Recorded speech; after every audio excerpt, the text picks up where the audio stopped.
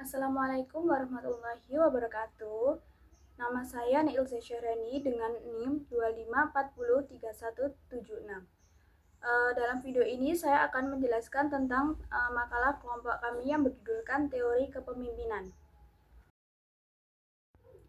Yang pertama, saya akan memberikan pengertian kepemimpinan. Kepemimpinan pada dasarnya adalah proses mengajak, mempengaruhi, dan mengarahkan kepada orang lain untuk mencapai tujuan bersama. Jadi, pemimpin bukan hanya orang yang memberi perintah. Pemimpin adalah orang yang memberikan teladan, dipercaya, mampu berkomunikasi, dan membuat orang lain mau bekerja sama dengan sukarela. Beberapa ahli memberikan definisi tentang kepemimpinan. Menurut Malayu S. Hasibuan, kepemimpinan adalah seni mempengaruhi orang lain agar mereka mau bekerja produktif untuk mencapai tujuan organisasi. Artinya, pemimpin tidak sekedar menyuruh, tetapi juga memotivasi. Menurut Whitehead, kepemimpinan adalah kegiatan mempengaruhi orang-orang agar mau bekerja sama mencapai tujuan yang mereka anggap penting. Yang ketiga, menurut Barnard, kepemimpinan adalah kemampuan membuat keputusan dan mengkoordinasikan kegiatan organisasi. Yang keempat, Sundang Pesiagian, kepemimpinan adalah kemampuan mempengaruhi orang lain agar mereka berpikir dan bertindak sesuai tujuan organisasi. Intinya, kepemimpinan adalah kemampuan menggerakkan orang lain secara sukarela dan tanpa paksaan. Yang kedua, saya di sini akan menjelaskan tentang teori-teori kepemimpinan. Dalam makalah saya, teori yang digunakan mengacu pada Robbins and Judge pada tahun 2015 ada 6 teori utama. Yang pertama ada teori sifat. Teori ini berpendapat bahwa pemimpin itu lahir dengan sifat-sifat tertentu, seperti jujur, disiplin, terus percaya diri, cerdas, tegas, dan berwibawa. Orang-orang yang memiliki sifat tersebut biasanya cocok menjadi pemimpin. Contoh sederhana seperti orang yang sejak kecil percaya diri, terus mampu ngomong di depan semua orang, itu biasanya lebih mudah memimpin kelompok atau organisasi. Yang kedua ada teori perilaku, yaitu teori ini menekankan bahwa pemimpin yang baik bukan karena sifat bawaan, tetapi karena perilaku yang bisa dipelajari. Pemimpin ini bisa dipelajari cara bersikap, misalnya ramah, memperhatikan bawahan, terus mengatur pekerjaan, disiplin, atau memberikan arahan yang jelas. Jadi artinya pemimpin bisa dibentuk, tidak harus lahir sebagai pemimpin. Yang ketiga, saya akan bahas tentang teori kontingensi, menjelaskan bahwa kepemimpinan yang efektif harus menyesuaikan dengan situasi. Tidak ada gaya yang paling benar untuk semua kondisi. Contoh, dalam kondisi darurat, gaya kepemimpinan lebih tegas dan lebih cocok. Dalam organisasi kreatif, gaya demokratis lebih efektif. Pemimpin itu harus fleksibel. Yang keempat, ada teori kepemimpinan karismatik. Pemimpin karismatik mempengaruhi pengikutnya melalui kepribadian yang kuat, seperti gaya bicara yang meyakinkan dan kemampuan menginspirasi. Pengikut sering mengagumi dan sangat setia kepadanya. Contoh seperti Insinyur Soekarno. Karena pidato dan karismanya, rakyat merasa tergerak. Yang kelima ada kepemimpinan transaksional. Pemimpin transaksional menggunakan reward atau hadiah dan punishment atau hukuman. Contoh seperti jika kerja bagus diberi penghargaan. Nah, jika tidak mencapai target ada konsekuensinya sendiri. Model ini cocok di perusahaan yang berstruktur.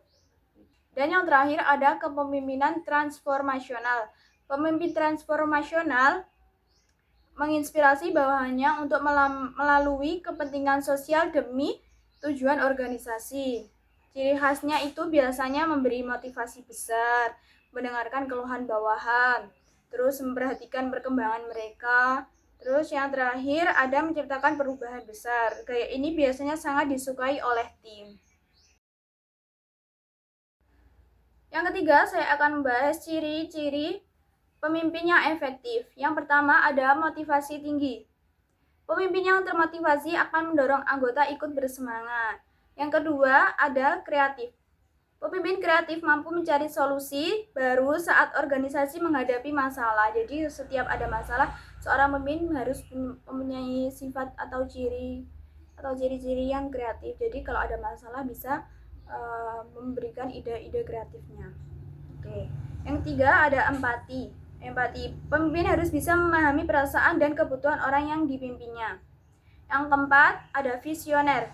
Pemimpin harus punya arah dan tujuan yang jelas. Jadi sehingga tim tahu kemana arah mereka yang akan dituju.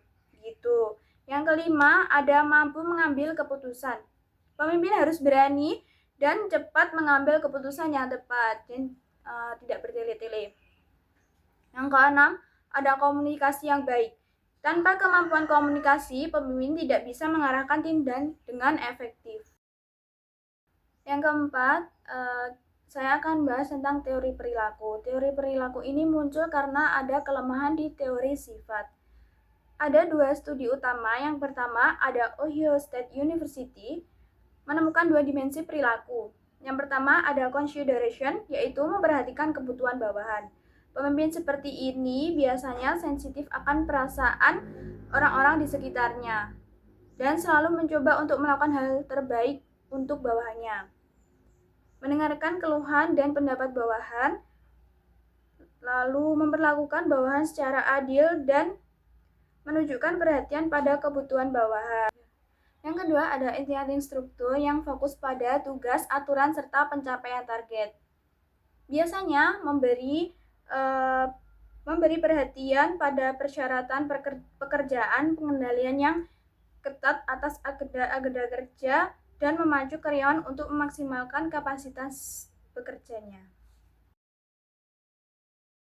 Yang kelima, saya akan menjelaskan tentang gaya kepemimpinan. Dalam makalah saya ada 4 utama gaya kepemimpinan. Yang pertama ada demokratis. Anggota dilibatkan dalam membuat keputusan. Nah, gaya ini biasanya cocok untuk organisasi yang kreatif dan membuat anggota merasa dihargai. Yang kedua ada karismatik. Pemimpin memotivasi melalui kepribadian dan daya tarik. Jadi pemimpin bisa memberikan memotivasi atau memberi arahan dan daya tarik untuk bekerja sama gitu. Yang ketiga ada paternalistis, yaitu pemimpin bersikap seperti orang tua atau melindungi dan membimbing, melindungi bawahan seperti atau membimbing. Jadi kalau ada yang nggak bisa atau kurang bisa, itu bisa dibimbing. Sebagai pemimpin harus punya gaya seperti itu. Yang keempat ada biokratis, mengikuti aturan, prosedur, dan struktur formal organisasi. Nah, setiap gaya ini memiliki kekurangan dan kelebihan, dan pemimpin harus menyesuaikannya dengan kondisi organisasi atau kelompok untuk mencapai tujuan tersebut. Dan yang keenam, saya akan menjelaskan tentang tugas dan peranan pemimpin. Pemimpin memiliki peran yang sangat penting. Yang pertama yaitu menentukan visi dan misi. Kenapa sih harus menentukan visi dan misi? Karena agar organisasi memiliki arah yang jelas. Gitu. Jadi tertata dengan visi misi tersebut. Yang kedua ada membagi tugas dan tanggung jawab supaya pekerjaan ini berjalan efektif dan tidak tumpang tindih. Yang ketiga, ada membangun komunikasi. Pemimpin harus mendengarkan, memberi arahan, dan menyelesaikan konflik. Yang keempat, ada mengembangkan potensi anggota. Memberi pelatihan, kesempatan berkembang, dan ruang untuk belajar. Yang kelima, ada memberi motivasi dan apresiasi. Pengakuan sangat berpengaruh ya terhadap semangat kerja bawahan. Jadi kalau kita mencapai hasil yang diinginkan terus dapat apresiasi kan jadi semangat lagi begitu. Yang keenam atau yang terakhir membuat keputusan dan mengelola konflik. Pemimpin harus bijak karena keputusan akan berdampak pada banyak orang. Kesimpulannya, kepemimpinan adalah proses memengaruhi dan mengarahkan orang lain untuk mencapai tujuan bersama. Teori-teori kepemimpinan membantu kita memahami berbagai pendekatan yang dapat diterapkan. Pemimpin yang efektif harus memiliki kepribadian yang baik, perilaku positif, serta memilih gaya yang tepat untuk sesuai kondisi organisasi. Dengan kepemimpinan yang baik, organisasi dapat berjalan lebih terarah, produktif, dan solid dalam mencapai keberhasilan. Demikian penjelasan dari makalah saya tentang teori kepemimpinan.